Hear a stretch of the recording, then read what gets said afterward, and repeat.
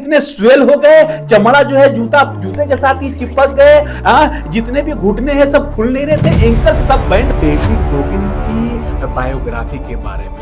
Hello दोस्तों, इस video को आप फेसबुक पे देख रहे हो या यूट्यूब पे देख रहे हो, इस वीडियो को पूरा जरूर देखना। हम बात कर रहे हैं एक ऐसे इंसान के बारे में जब इसके माइंड ने हार मान लिया, इन्होंने अपने बॉडी को तोड़ लिया। दोस्तों, ये कोई फेरी टेल नहीं, ये एक ऐसे आदमी की कहानी है ना जिसके पूरे बॉडी को ये अपने तोड़ लिया ये आदमी। हम बात कर रहे हैं डेविड गोगिंस की बायोग्राफी के बारे में। इस वीडियो को मैं चाहता हूं कि आप जो वीडियो देख रहे हो देखो, लेकिन इस वीडियो को आप ना पूरा केयरफुल होके इस वीडियो को पूरा देख लो। मोटिवेशन का आग आपके अंदर अगर नहीं लग गया तो इस वीडियो को डिसलाइक करके चले जाना। जिसे जिंदगी ने हर तरह से तोड़ा, लेकिन उसने खुद को टूटने से इनकार कर दिया, खुद के माइंड को टूटने से ही इनकार कर दिया, अपने बॉडी को हर बार तोड़ा और तोड़ते तोड़ते इस दुनिया का सबसे टफेस्ट माइंड बन गया। डेविड गोगिंस की हम बात कर रहे हैं और इस वीडियो को पूरा देख लो। दिमाग तुम्हारा चेंज नहीं हो गया ना तो फिर तुम भी कहना। और शुरू करते हैं इस वीडियो को, शुरू से शुरू करते हैं इस वीडियो को। 1975 में न्यू यॉर्क में पैदा हुआ। इनका फादर ना बहुत ही ज्यादा गुस्से वाला था और मारपीट करता था, रोज मारपीट इसके माँ के साथ और इसके साथ। ये ना एक नॉर्मल सा चीज बन गया था इनके घर में, मारना पीटना और गाली गलौज। घर में हेल ऑन अर्थ जैसा माहौल बन गया था। रात भर दिन भर बस मार पीट और ये गाली गलौज।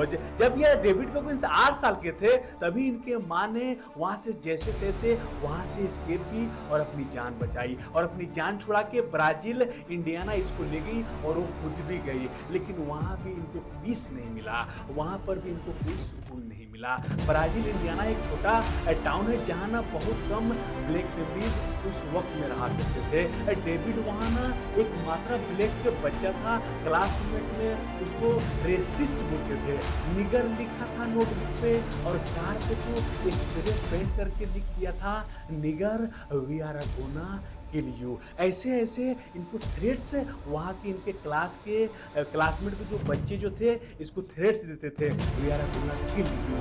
एक वाइट लड़की को इन्होंने पसंद किया, उसके फादर ने भी इसके साथ रेसिज्म किया, यानी जातिवाद किया। इसके माँ का एक नया बॉयफ्रेंड था जो डेविड के लिए पोटेंशियली स्टेप फादर बन रहा था, लेकिन उसके घर के सामने ही उसको शूट करके मार दिया गया। ये सब डेविड के लिए ना बड़ा शौक था। ओवरऑल ये सब इन्वायरमेंट में डेविड डर गया, इसोलेशन और ना ट्रॉमा हो गया इसको। कंटिन्यू इनके दिमाग में ये ट्रॉमा बैठ गया था। गोगिंस कहते हैं कि My back's facing the door. I hear this going on.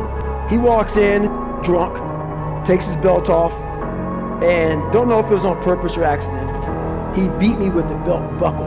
The next morning I wake up, my mom pulls the covers off me and she looks at my body. I was black and blue from my neck down to my ankles. And she had to write a letter to school saying that David could not participate in PE today. And the look on her face fucked me up so bad. New York में ना मेरे father के साथ तो बस खाली मारपीट ही था, अब्यूज ही था, लेकिन ब्राजील आने के बाद ना तो पीस मिला, सिर्फ और सिर्फ अब्यूज का फॉर्म बदला। ये सब उनके माइंड में इतना गहरा बैठ गया, ये इतना वीक होने लगे कि बिना पर्पस का लाइफ ही जीने लगे। जो ज्यादातर लोग जीते हैं अपने कंफर्ट जोन में रहते हैं, जिंदगी को बस यूं ही जी रहे हैं, स्क्रॉल कर रहे हैं इंस्टाग्राम को। क्यों देखते हो इंस्टाग्राम? इस वीडियो को आके देखो, मेरे चैनल को आके देखो। यहां तक तो फिर भी इनके साथ ठीक था, लेकिन 19 साल से लेकर 23 साल के बीच में इनका लाइफ ना बहुत बुरा तरीके से बर्बाद हो गया। क्या हुआ इन 4 सालों में? इनका ना 79 केजी से लेके 136 केजी इनका वजन बढ़ गया। जब ये 23 साल के थे तब वो ना रेस्टोरेंट में जाके लोगों को घरों में जाके कीड़े मारने का काम करते थे, कॉकरोच मारने का ये काम करते थे। एक दिन डेविड अपने काम से घर आकर के टीवी देख रहे थे, तभी टीवी पर एक शो चल रहा था। शो में क्या था कि वो सुनते हैं कि नेवी सील वर्ल्ड का सबसे टफेस्ट आर्मी ट्रेनिंग होता है, जहां पर आर्मी का सोल्जर्स ना एक भारी बंकर वजन को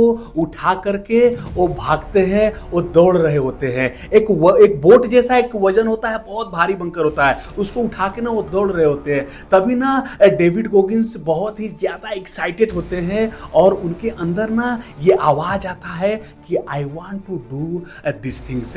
फिर ना डेविड ना क्या करते हैं कि उसमें नेवी में ज्वाइन होने के लिए ना वो कॉल करना शुरू करते हैं। लेकिन जैसे ही वो अपना हाइट को लेके जब बात करते थे ना 136 किलो, तुरंत वहां से उनका कॉल को काट दिया जाता था। He tried many times but he never ever give up. Finally उन्होंने ना एक ने हाँ उसको किया, लेकिन वहां पर ना इनके लिए एक शर्त रख दिया। शर्त क्या था कि नेवी में तुम्हारा हाइट के अकॉर्डिंग जो वेट लिमिट है वो है 75 केजी, यानी आपको 51 केजी लूज करना होगा, और वो भी सिर्फ 3 महीनों के अंदर। 3 मंथ्स में आपको 51 केजी लूज करना होगा। ये कितना डिफिकल्ट टास्क है, लेकिन डेविड ने ना उसको हाँ कर दिया। हाँ, उसको कहा कि किसी भी हालत में किसी भी कीमत पर मुझको ये करना है। हाँ, उसको जैसे ही हाँ कर दिया, फिर उसके बाद से जब ये नहाने जाते थे खुद को देखते थे और सच बोलते थे, और भागते नहीं थे सच्चाई से। कहते थे कड़वा जितना ही सच हो वो अच्छा है। खुद को बोलते थे मैं मोटा हूं, मैं नाकामयाब हूं, मैं फेलियर हूं। एक दिन जब वो रेस्टोरेंट में कीड़े मार रहे थे, तभी ना वो मशीन को वहां पे फेंक देते हैं। हाँ, और खुद से क्या करते हैं, भागना शुरू कर देते हैं और कहते हैं I will not do this job again any more. वहां पे मशीन को रख दिया और ये क्या किया, दौड़ना शुरू कर दिया। जूता पहन लिया भाई साहब और ये दौड़ना शुरू कर दिए। लेकिन सिर्फ 400 मीटर ही दौड़ा, उसके बाद इनका सांस फूलने लगा, ये हाँफने लगे। थके हारे अपने घर आए और खुद को शीशा के सामने रखा और देख के अपने आप पर शर्म महसूस किया। बोलता है कि मैं ये क्या हो गया हूं। बिना पर्पस का भी कोई जिंदगी भला होता है। फिर खुद से डिसीजन लेते हैं और कहते हैं I can't stop again any more. फिर उठते हैं और फिर से दौड़ना शुरू करते हैं। इस बार वो पूरे 1 माइल दौड़ के आते हैं। फिर उनको ये पता चलता है कि मैं तो 40% ही मेहनत कर रहा था, 60% तो मेरे अंदर ही छुपा है। उसके बाद हर दिन मेहनत करते, हर रोज अपने लिमिटेशंस को पुश करते, हमेशा एक्स्ट्रा करने का ट्राई करते। He did very very hard work. Finally after 3 months he lose 51 KG और नेवी सील के लिए जो टेस्ट था वो भी पास कर जाते हैं। इसके बाद सीधा वो निकल पड़ते हैं नेवी सील के ट्रेनिंग के लिए। सील ट्रेनिंग के दौरान 5 दिन का हेल कंप्लीट करना पड़ता है। हाँ, 5 दिन का जो सील ट्रेनिंग होता है वो 5 दिन का हेल कंप्लीट करना पड़ता है। वहां जहां बहुत ही कम सोने को मिलता है, बहुत ही कम खाने को मिलता है, और वहां पर जो इंस्ट्रक्टर होता है वो बोलता है, उसका मोटो सिर्फ इतना ही होता है कि यहां से बहुत सारे लोग भाग जाए, यहां से ना सब छोड़ छाड़ के भाग जाए। लेकिन इंस्ट्रक्टर सबको यह बोलता रहता है तुम ये ट्रेनिंग तो कर ही नहीं पाओगे, ये तो तुमसे हो ही नहीं सकता है, तुम सब इस ट्रेनिंग के लिए बने ही नहीं हो। और यही बात ना डेविड गोगिंस को सीधा दिल पे लगता है। फिर वो अपने अंदर के फायर बर्निंग को फायर करते हैं और खुद को बोलते हैं I can't stop and you can't hurt me. इनका टीम सब ना डिमोटिवेट होने लगते हैं। फिर ना डेविड गोगिंस अपने टीम को बोलता है ये जो इंस्ट्रक्टर है ये चाहता है कि हम सब यहां से छोड़ के भाग जाए। हाँ, ये चाहता है कि हम ये चाह रहा है कि हम सब छोड़ दे और भाग जाए। हमारे पेन से, बेचैनी से ये इंस्ट्रक्टर खुश हो रहा है। हाँ, और ये चाह रहा है कि हम सब यहां से भाग जाए। लेकिन ये सबको बताना होगा कि इस दर्द से, इस थकावट से मुझे, हम सबको कोई फर्क नहीं पड़ता। हम सबको बाउंस बैक करना पड़ेगा। हाँ, जो वो सोच रहा है उसको हम लोग को बेखिलाफ जाना पड़ेगा, हम लोग को बाउंस बैक करके और इसके खिलाफ लड़ना पड़ेगा। और जो ये सोच सकते हैं हम उससे ज्यादा कर सकते हैं, और अपने अंदर के फायर बर्निंग को फायर करता है। उसके बाद जिस बोट को बड़ी मुश्किल से उठाते थे उसको बड़ी आसानी से आसमान में उछालने लगते हैं। And they say you can't hurt me and you can't hurt team 2, क्योंकि उनका जो टीम था वो टीम 2 था। And they pushed very very hard and they completed helwick. हाँ, फिर ये कंप्लीट कर जाते हैं। डेविड गोगिंस अपने किताब में लिखते हैं कि नेवी सील ट्रेनिंग का सबसे ब्रूटल पार्ट है हेलविक। 130 घंटे लगभग 5-6 दिन कंटिन्यूअसली ट्रेनिंग होता है, जिसमें सिर्फ 2-3 घंटे टोटल सोने को मिलता है। और ये खाना भी ज्यादा इसमें नहीं मिलता है, क्योंकि ये डिजाइन किया है आदमी को मेंटली और फिजिकली तोड़ने के लिए। ये डेविड गोगिंस कहते हैं। सील ट्रेनिंग कंप्लीट करने के बाद डेविड डिसाइड करते हैं कि इस दुनिया का सबसे टफेस्ट रेस बैड वाटर ये दौड़ेंगे। बैड वाटर दुनिया का सबसे खतरनाक रेस है। 135 माइल्स नॉन स्टॉप दौड़ना होता है। स्टार्ट ये कहां से होता है? डेथ वैली के सबसे नीचे पॉइंट पर 282 फीट से होते हुए फिनिश ये कहां पे जाके होता है? माउंट वाइटनी के बेस पर 8300 फीट के ऊपर होता है। 3 पहाड़ियों को क्रॉस करते हुए 14600 फीट चढ़ना पड़ता है। 50 से 55 डिग्री गर्मी का टेम्परेचर वहां पे तापमान होता है, और इतना गर्मी में रोड पर इसको दौड़ना पड़ता है। सूज जो ना पिघल जाता है, चमड़ा जो होता है ना ये पैर का वो भी पिघल जाता है। इतने टेम्परेचर में इसको दौड़ना पड़ता है। ये सिर्फ रेस नहीं, ये मरना और जीने जैसा ये माहौल होता है। ये टेस्ट है बॉडी कितना टूट सकता है और माइंड कितना कंट्रोल है और स्ट्रॉन्ग हो सकता है। डेविड गोगिंस जैसे लोग यहां पे आते हैं, टूटे हुए पैर, किडनी फेलियर, खून पेशाब, ये पेशाब के जरिए खून निकल रहा होता है, फिर भी 135 माइल्स कंप्लीट करते हैं, क्योंकि यहां पे मोटिवेशन नहीं चलता, यहां चलता है सिर्फ और सिर्फ प्योर विल पावर और stay hard mindset. David Goggins ने पहली बार 2006 में यहां वहां पे गया, और वो भी 0 अल्ट्रा एक्सपीरियंस के साथ। 101 माइल रेस के बाद ना ये सीधा वहां पे पहुंच जाते हैं। डेविड गोगिंस ने पहली बार 2006 में वहां पे वो जाते हैं 0 अल्ट्रा एक्सपीरियंस के साथ। सिर्फ 101 माइल का रेस के उनके साथ ये एक्सपीरियंस होता है। उसके बाद ये सोचते हैं कि मैं ना फंड रेजिंग करूंगा। आप फंड रेजिंग क्यों करेंगे? फेलन सील्स के फैमिलीज के लिए। असल में ये फेलन सील्स के फैमिली के साथ क्या हुआ था कि 2005 में ना अफगानिस्तान में एक ऑपरेशन हुआ था। रेड विंग्स में एक हेलीकॉप्टर क्रैश हो जाता है। बहुत ही ज्यादा ब्रूटल फाइट होता है। 12 नेवी सील्स ना उसमें शहीद हो जाते हैं। डेविड गोगिंस ना हर एक को पर्सनली जानता था। हेलविक साथ में इन्होंने किया था, और ये ना क्या किए थे, ये ट्रेन भी हुए थे और सबको ट्रेन किए थे।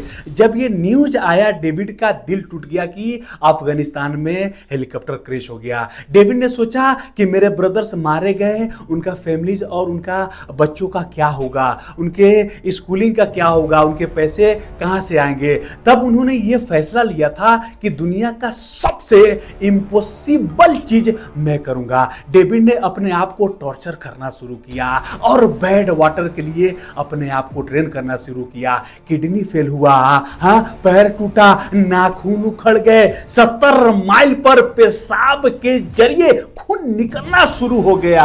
हाँ, बॉडी चिल्लाने लगा कि रुक जाओ, लेकिन डेविड नहीं रुका। पैर इतने स्वेल हो गए, चमड़ा जो है जूते के साथ ही चिपक गए। हाँ, जितने भी घुटने हैं सब खुल नहीं रहे थे, एंकल सब बेंड हो रहे थे। गोगिंस खुद कहता है कि मैं इतना व्हाइट हो गया था कि एक ब्लैक आदमी इतना व्हाइट पड़ गया।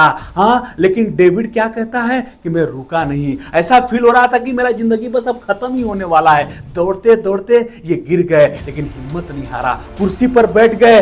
फिर से कुर्सी पर से उठा। क्रू और इनके वाइफ ने कहा कि रुक जाओ, लेकिन ये रुका नहीं, कुर्सी से उठा और फिर से दौड़ना शुरू कर दिया। फिर से दौड़ते रहे। पैर में इन्होंने टेप लगा लिया ताकि दर्द थोड़ा रुक जाए, लेकिन ये नहीं रुका। ये ना चलते गए, रुकते ही नहीं थे, हड्डियां टूट रही थी। अंदर से बॉडी कह रहा था कि बस अब मैं मरने ही वाला, मैं मरने वाला हूं। कम ऑन, बॉडी अंदर से आपका जब आप फील होने लगे कि मैं मरने वाला हूं, फिर आप कुछ कर पाओगे। लेकिन ये आदमी ना कहता कि मैं फिर से उठा और फिर से दौड़ना शुरू किया। बॉडी इनका जितने, ये बॉडी के पैर के जितने इनके बोन्स है सब खुलते नहीं थे, फिर भी ये दौड़ना शुरू हो गया। सब चीज इनका डैमेज हो गया था, ऐसा लग रहा था कि ये खत्म हो गए। फिर भी उसने 135 माइल्स कंप्लीट किया, 5th place in 30 hours 18 minutes. फिर इन्होंने 2 बार और इसको कंप्लीट किया, ये बैड वाटर्स को। आप इस वीडियो को देख के आपको क्या समझ में आ रहा है?